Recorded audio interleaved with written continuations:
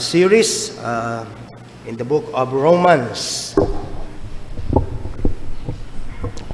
Kaya minsan pa ako po ay inyong samahan. Please go with me to Romans chapter 5, verses 9 and 10. Romans chapter 5, verses 9 and 10. Much more then, being now justified by His blood, we shall be saved from wrath through Him. For if, when we were enemies, we were reconciled to God by the death of His Son, much more, being reconciled, we shall be saved by His life. Pagpalain nawa ng Panginoong Diyos ang pagkakabasa at lalo na ang mga pagbubulay-bulay ng Kanyang mga banal at hindi nagkakamaling mga salita. Tiyak na maliligtas tayo. Paano po ba natin matitiyak na tayo po ay minamahal ng Diyos? Ano po ba ang ating katibayan na tayo'y talagang iniibig niya? Well, kung ang secular world po ang hahanapan natin ng sagot sa katanungang yan, marahil po ay hindi malalayo sa halimbawa ng aking ibibigay ang makukuha nating kasagutan. It has been said that Benjamin Franklin once made this statement: beer is proof that God loves us and wants us to be happy. So ang sagot sa tanong na paano mo malalaman na iniibig ka ng Diyos, ang sagot ni Benjamin Franklin sa tanong na yan ay sapagkat niloob ng Diyos na umiral ang beer, ang inuming nakalalasing, at nakapagpapasaya sa akin. Kaya nasasabi ko na talagang love na love talaga ako ng Diyos. Now, if you search the internet, marami pong variations yan. For instance, Nutella is proof. God loves us and wants us to be happy. O ito pa isa, pizza is proof. God loves us and wants us to be happy. Pero mga kapatid, regardless po kung papaano sinasagot ng unbelieving, unregenerate world ang katanungan na yan, ang mahalaga po ay kung papaano ito sinasagot ng mga banal na kasulatan at kung papaano po natin ito nauunawaan bilang mga mananampalataya. Yan po ang mahalaga. Halimbawa po, sa pinaka-immediate context ng ating passage, ng ating text this morning, sa verse 8, malinaw na ang katibayan po ng pag-ibig ng Diyos ay naidemonstra nang mamatay po si Kristo doon sa krus at nang ibinigay po niya ang kanyang sarili para sa mga hindi karapat-dapat na mga makasalanan. Ano po ang sabi ng Romans 5:8? But God commends His love toward us, or God demonstrates His love toward us in that while we were yet sinners, Christ died for us. Ang pag-ibig po ng Diyos sa atin ay hindi lamang isang magandang konsepto, mga kapatid. Ang pag-ibig po ng Diyos sa atin ay hindi lamang isang matalinong ideya. Ito po sa halip ay aktibo niyang dinemonstrate. Paano? Nang ibubuo niya ang kanyang dalisay na dugo para sa kapatawaran ng ating mga kasalanan, para sa ating pagpapawalang sala. You see, meron pong basic unity and identity sa pagitan ng pag-ibig ng Diyos na aktwal niyang naipamalas doon sa krus sa panahon ng pagsasakripisyo at kamatayan ni Kristo, at sa panahon din ng mismong naranasan at nadama natin sa puso natin bilang mananampalataya ang pag-ibig na ito sa pamamagitan naman ng Espiritu Santo. Ito po sabi sa chapter 5, verse 5 of Romans, "And hope maketh not ashamed, because the love of God is shed abroad in our hearts by the Holy Ghost, which is given unto us." Kung ang tangi pong meron tayo, mga kapatid, mga kaibigan, kung ang tangi pong meron tayo, kung ang tangi pong taglay natin ay yung historical at intellectual awareness na talagang minsan ay namatay nga si Kristo doon sa krus para sa mga makasalanan. Kung ang tanging taglay natin ay yun, pero hindi ito ginawang realidad ng Holy Spirit sa puso natin, walang tunay at walang pangmatagalang benepisyo po yung historical knowledge na yun sa sarili niya. Nakukuha nyo? Kung alam mo yung detalye ng nangyari sa krus, pero yun lang ang meron ka, at hindi ito binigyan ng buhay at realidad ng Espiritu Santo sa puso mo, wala pong silbi yung lahat ng alam mo tungkol sa nangyari sa krus. Kaya natin sinabi na mayroong unity and identity itong dalawang ito. Yung aktwal na nangyari sa krus at kung paano ito nasasabi mo, oo, napapatunayan ko na talagang mahal niya ako dahil sa ginawa niya sa krus at dahil sa naranasan ko. Kung ang pag-ibig po ng Diyos ay hindi lamang nauunawaan natin, kundi nararanasan natin, tunay po na tinanggap natin sa pamamagitan ng pananampalataya, doon lamang po at noon lamang po, ang dakilang pag-ibig na ito ay makapagbibigay sa atin ng katiyakan at tunay na pag-asa. Kaya nga sabi muli sa Romans 5:5, "And hope makes not ashamed." Ang tanong, nakita na po ba natin ang ating sarili na siya mismong ilalarawan sa passage na ito? From Romans chapter 5 verse 1 hanggang 10. Halimbawa po, tayo po ba hiwalay kay Kristo? Tayo po ba yung taong mahina? Tayo po ba yung taong walang lakas na sinasabi sa Romans 5:6?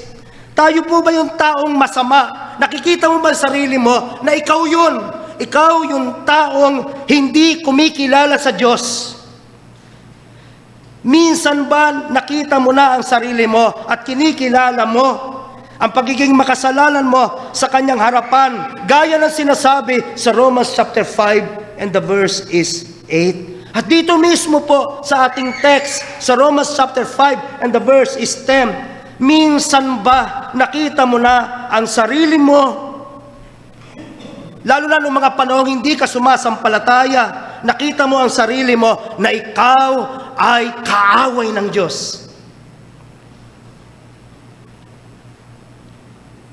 Diyan po kasi nagsisimula ang lahat dito sa spiritual journey na ito.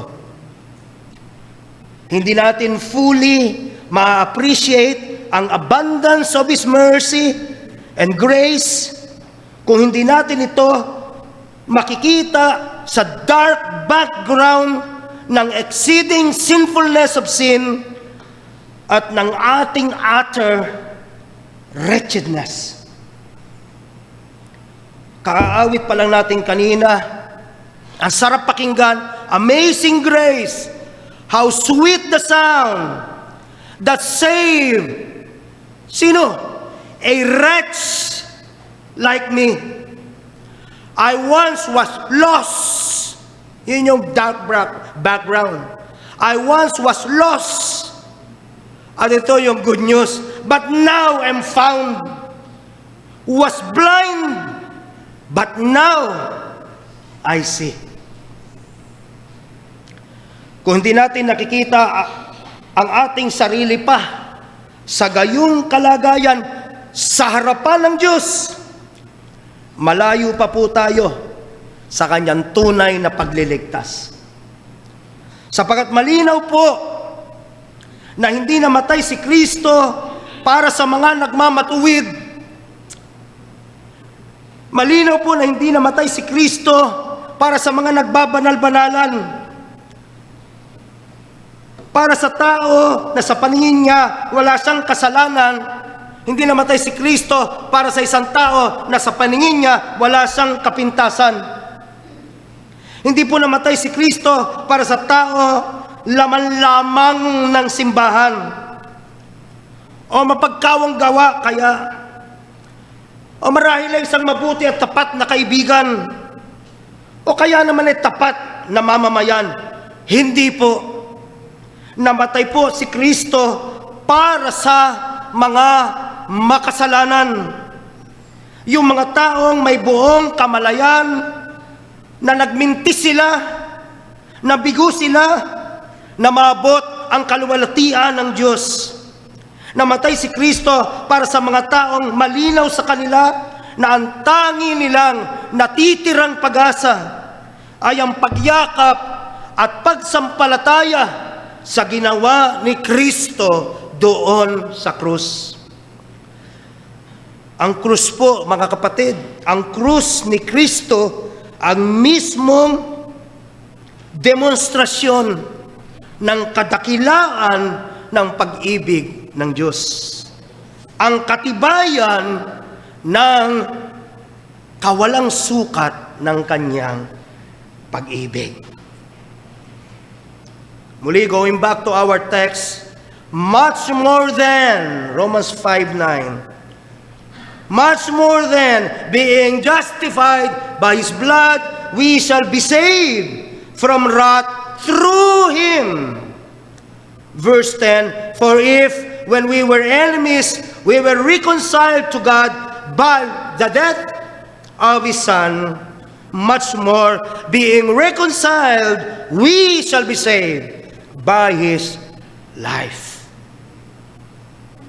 Tila po ang ginagawa ni Apostle Paul dito, na siyang sumulat ng Book of Romans, tila po ang ginagawa niya dito sa Romans 5, 9 and 10, tinitipon po niya ang lahat ng mga mahalagang punto, ang lahat ng mga mahalagang diin na una na niyang nabanggit simula pa sa Romans 5:1 hanggang Romans 5:8. Tinipon niya lahat ito at mula po doon, bumuo siya ng pinaka-summary. Summary na magsisilbing pinakasaligan ng pag-asang Kristiyano. Let me give you some examples. Halimbawa po, yung usapin ng justification by faith. Napawawalang sala ang isang tao, inaaring hindi na guilty sa harapan ng Diyos sa pamamagitan lamang ng pananampalataya. Mapapansin niyo na nabanggit na yan sa Romans 5:1. Pero inulit niya dito sa ating text, Romans 5:9. Ang isa pa, yung pagkakaroon ng kapayapaan sa Diyos. Bilang makasalanan, hindi natin masyadong napagtutunan ng pansin yun na kapag ikaw pala ay hindi believer, bilang mga makasalanan, itinuturing kang kaaway ng Diyos. May pakikipag-alit na nangyayari sa pagitan mo at ng Diyos. You see. Pero dahil po sa ginawa ni Kristo, meron ng kapayapaan sa Diyos sa pagitan ng taong makasalanan at ng Diyos. Binanggit na rin niya yan. Again, sa Romans 5:1. At inuulit niya yan dito sa verse 9. Yun din pong banggit tungkol sa pag-ibig ng Diyos na nahayag una doon sa krus. At gayon din, in-apply at inihayag ng Espiritu sa ating puso. Yan yung tinatalakay ni Apostle Paul from verses 5 to 8. Muli po niya yang bibigyan ng diin dito sa Romans 5:10. Kung saan ay binabanggit niya ang tungkol sa kamatayan ng kanyang anak. Now, lahat po ng ito ay tinanggap natin. Kung mananampalataya ka ngayon, lahat ng ito ay tinanggap mo. Lahat ng ito pinaranas sa iyo. Kailan? Ito yung maganda yung context Kailan ito ibinigay sa iyo? Kailan ito ginawang realidad sa iyo ng Diyos? Ang sabi po, nang tayo'y hindi pa kumikilala sa Diyos. Kailan? Noong tayo'y mahihina pa. Noong tayo'y makasalanan pa. Yan yung dinidiinan sa Romans 5:6 to 8. Noong tayo'y mga kaaway pa ng Diyos, Romans 5:10. Think about that. Dapat sana kaaway ako ng Diyos. Pero dahil sa pananampalataya, hindi lamang niya ako inaring walang sala, kundi ako'y pinapagkasundo niya sa Kanya. Ano contribution mo doon? Wala. Bakit? Nangyari na lahat yon. Uulitin ko, nung mahina ka pa, nung makasalanan ka pa, nung kaaway ka pa ng Diyos, nung nag-aalsa ka pa laban sa Diyos. At napansin po ba ninyo yun? Sa 2 talatang ito, yung ating text, ginamit ni Paul ang tinatawag na argument from major to minor. Ang nagsisilbi pong pinaka-cue o pinaka-signal para sa atin dito ay yung salitang much more. Ano po sabi? Sabi muli sa Romans 5:9. Again huwag kalilimutan yung context. Ang context, mahina ka,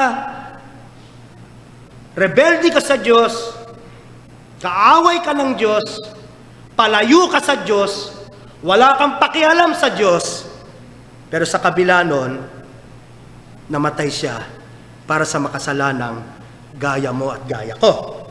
Yun yung context. Ano ngayon ang sabi niya? Ano ang argumento niya sa verse 9? Much more than being now justified by His blood, we shall be saved from wrath through Him. Verse 10. For if when we were enemies, we were reconciled to God by the death of His Son, much more, being justified or being reconciled, we shall be saved by His life. Sa madaling sabi po, kung nagawa na po ng ating Panginoong Diyos ang pinakamabigat, kung nagawa na po ng ating Panginoong Diyos ang pinakamahirap na bagay, matiyak lamang, masigurado lamang na tayo'y mapawawalang sala at may pagkakasundo sa Diyos. Tayong mga hindi karapat-dapat na makasalanan, kung nagawa niya yon, how much more? Gaano pa kaya natin siya hindi mapagkakatiwalaan? Gaano pa kaya natin siya hindi maaasahan? Sa di hamak naman na lalong magaan. Sa di hamak naman na lalong madaling mga bagay. Amen? In this context po, Yung madaling bagay o magaanang bagay sa context natin, yung lubusin niya ang ating kaligtasan mula sa matinding poot ng Diyos sa araw na tayo hahatulan niya. Yun. Pero other than that, nakapaloob na lahat doon yung mga araw-araw na challenges, araw-araw na discouragement, maaaring dinadaanan mo. Yun pa ba ang hindi ka sasamahan ng Diyos? Doon pa ba hindi kanya aalalayan? Doon pa ba hindi niya ipamamalas ang kanyang pag-ibig? That's the argument. You see.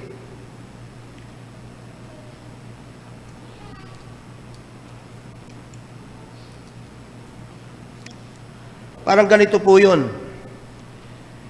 Sa palagay po ba ninyo, yung Diyos na umiibig sa atin, yung Diyos na ibinigay yung kanyang bugtong na anak para magdusa ng matinding pagdurusa para sa atin sa mga panahong itinuturing na kaaway pa tayo niya. Sa mga panahong tayo'y naghihimigsik laban sa Kanya. Ang Diyos na yan, ngayon patatalikod sa atin. Palagay po ba ninyo, posible yun? Ngayon pang tayo'y hindi na iba sa Kanya. Ngayon pang tayo'y hindi na niya itinuturing na kaaway, kundi mga anak. Amen? Ang sino man sa Kanya'y sumampalataya ay pinagkalooban niya ng karapatang maging anak ng Diyos. Yung dating itinuturing na kaaway na object ng kanyang matinding poot, dahil yung tao na to ay nagpakumbaba, nagsisi at lumapit at nagpailalim at sumuko sa Kanya. Dahil diyan, itinuturing niya na ang taong ito na hindi niya kaaway at hindi na object ng kanyang poot, kundi kanyang anak at object na ng kanyang walang sukat na pag-ibig.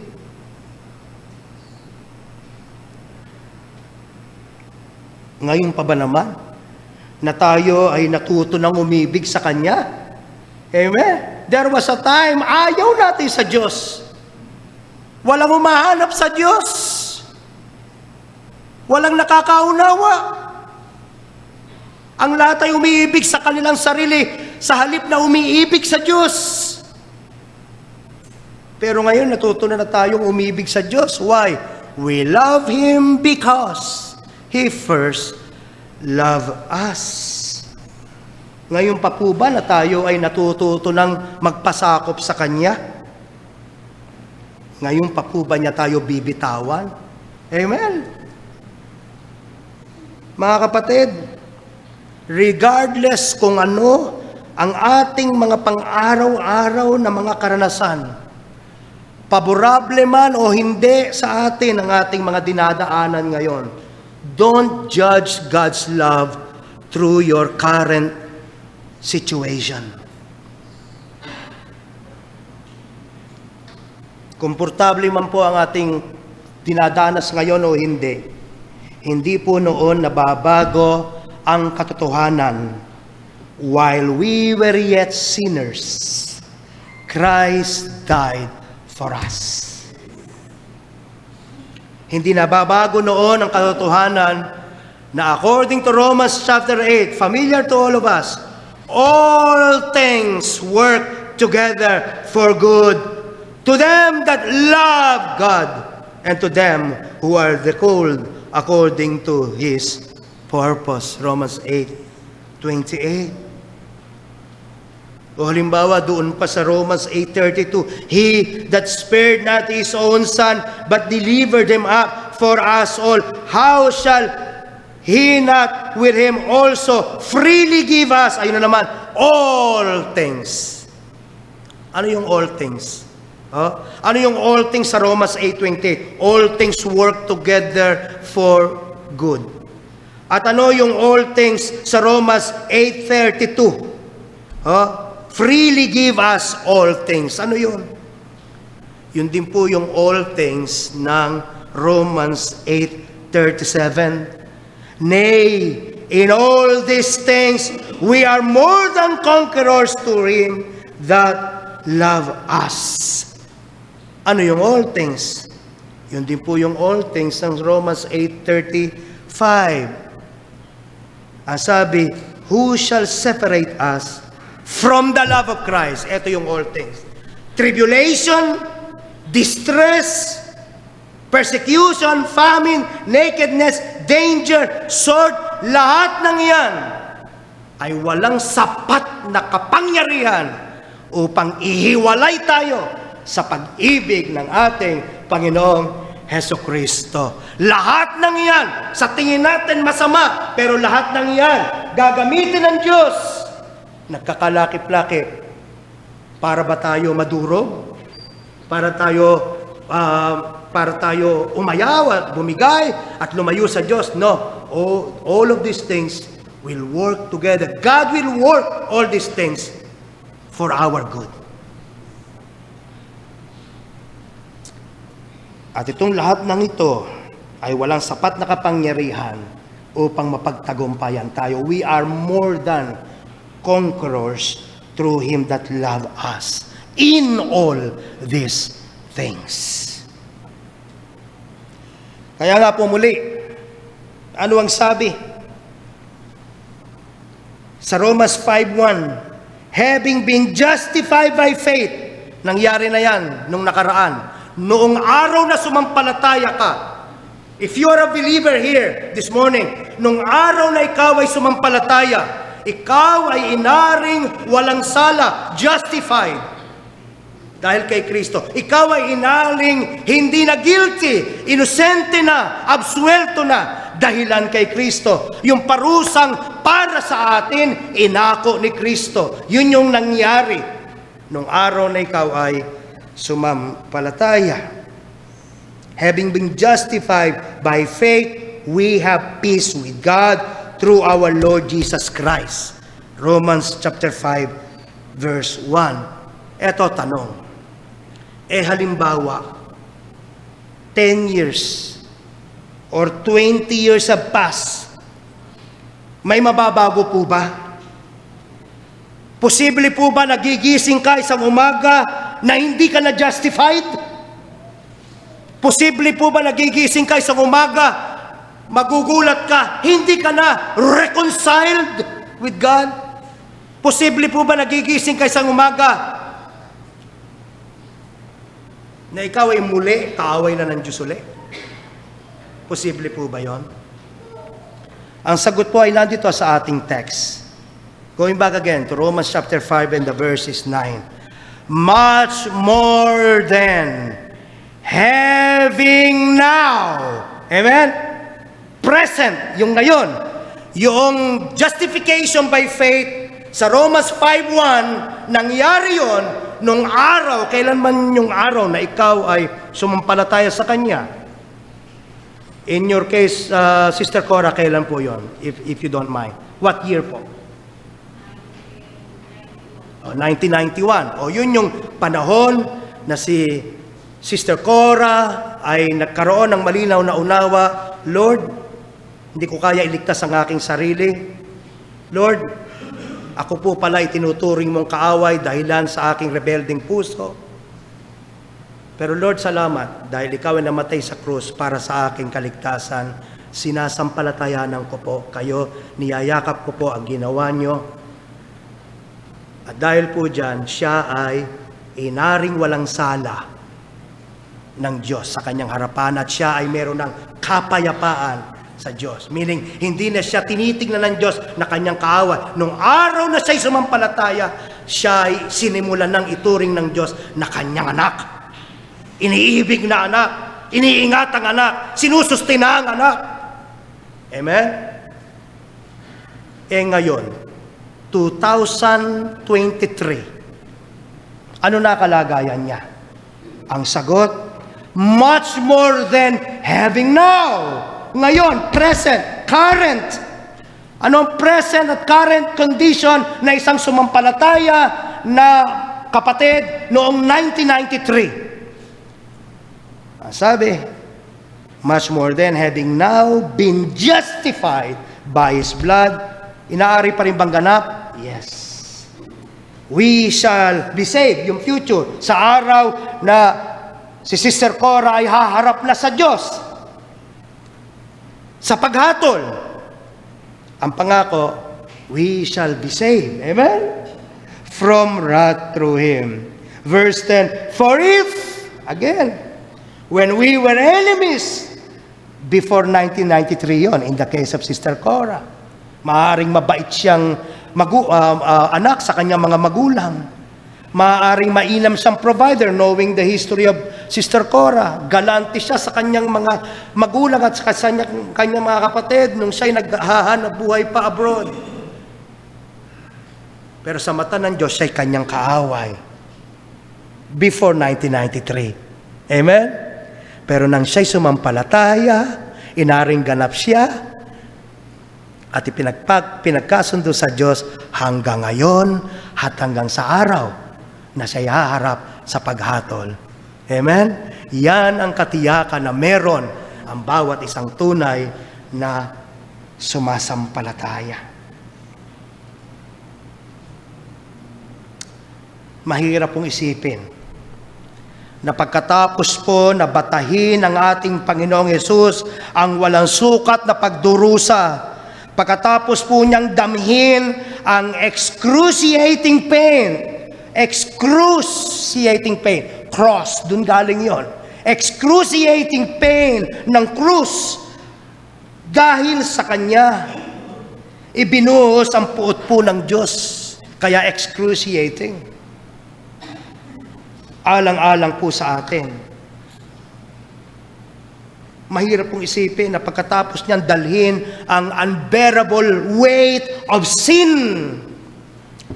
Pagkatapos po nito, ang sasabihin natin, hindi niya tayo kayang ingatan. Hindi niya tayo kayang sustinahan. Hindi niya kayang lubusin ang kanyang nasimulan.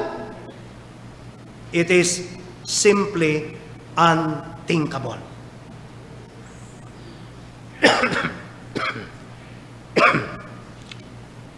Kung meron man pong panahon at kung meron man pong dahilan para tayo hindi ibigin ng Diyos, abay yun po yung panahon na tayo ay mahihina pa. Kung meron man pong instance na dapat hindi tayo pagpakitaan ng awa ng Diyos, yun yung panahong tayo'y palayo sa Kanya. When we were lost, and when we were full of ourselves, yun dapat yung panahon na tayo ay pinabayaan niya na lamang. Amen? Pero sa kabila po, ang ating matinding distansya sa Diyos,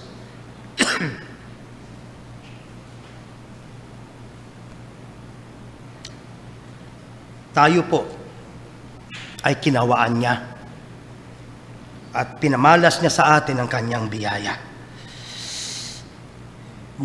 Nakita na po ng ating Panginoong Diyos tayo at our worst. Gayon pa man, minahal niya tayo. Pinatunayan niya po ito doon sa krus sa pamamagitan ni Jesucristo. At pinaranas niya po iyan sa atin sa pamamagitan ng Espiritu Santo na siyang nag-aplika nito sa ating puso.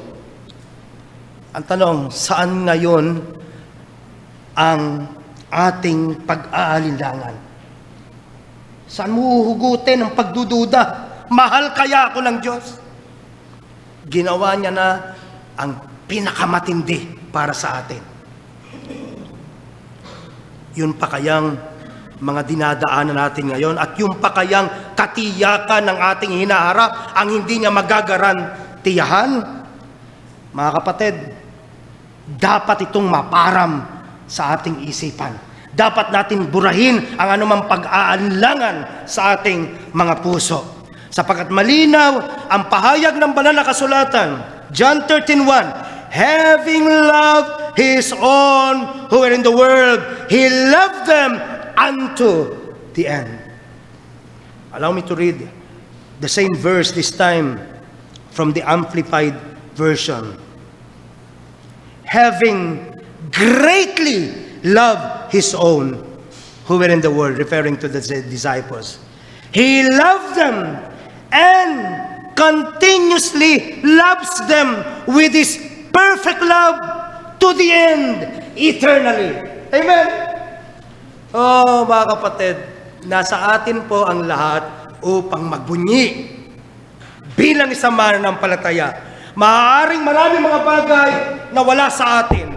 Maaaring maraming bagay ang hindi natin nararanasan. Pero ang pinakadakilang karanasan na pwedeng maranasan ng isang tao sa mundong ito, naranasan ng bawat isang mananampalataya. Ang masabi niya na siya'y iniibig ng manlilikha ng langit at lupa. Ang masabi niya na ang Ama sa langit ay kanyang Ama. Purihin ang kanyang pangalan.